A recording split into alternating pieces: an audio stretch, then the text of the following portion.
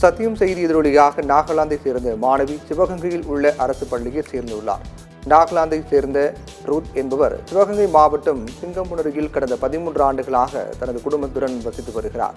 இதற்கிடையே கொரோனா காலகட்டத்தில் நாகாலாந்து சென்ற இவரது மகள்கள் சில மாதங்களுக்கு முன்பு சிங்கம்புணரி திரும்பினர். ஒரு மகள் சிங்கம்புணரி அரசு பெண்கள் மேல்நிலைப் பள்ளியில் 8ஆம் வகுப்பில் சேர்க்கப்பட்ட நிலையில் மற்றொரு மகளை 11ஆம் வகுப்பில் சேர்ப்பதில் சிக்கல் ஏற்பட்டது. குடிபெயர்வு மற்றும் உண்மைத்தன்மை சான்று கேட்டதால் மகளை பள்ளியில் சேர்ப்பதில் சிக்கல் நீடித்தது. இந்நிலையில் தமிழ் படிக்க ஆசை என்று நாகாலாந்து மாணவி சேர்க்கை கோரிக்கை விடுத்த நிலையில் சத்தியம் தொலைக்காட்சியில் செய்தியாக ஒளிபரப்பப்பட்டது.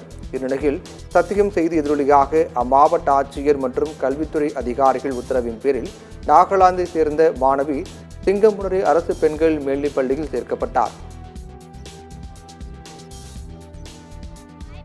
ரொம்ப தேங்க்ஸ். நான் இந்த வாய்ப்பை பயன்படுத்தி நான் நல்லா படித்து எழுதி எக்ஸாமில் பாஸ் பண்ணி காமிக்கிறேன். உங்க எல்லாத்துக்கும் ரொம்ப தேங்க்ஸ். நீங்கள் எல்லாம் சப்போர்ட் பண்ணியிருக்கீங்க. நான் இதை எப்போவுமே மறக்கவே மாட்டேன்.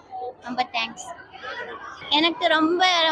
எனக்கு அட்மிஷன் கிடைச்சிருக்கு. எனக்கு ரொம்ப சந்தோஷமாக இருக்குது. இன்னும் இப்போ நான் 11th 12th எக்ஸாமுக்கு சீஃப் மினிஸ்டருக்கும் கலெக்டர் அவங்க ஹெச்எம் எல்லாரும் எனக்கு சேர்ந்து உதவி பண்ணணும்னு நான் நினைக்கிறேன்.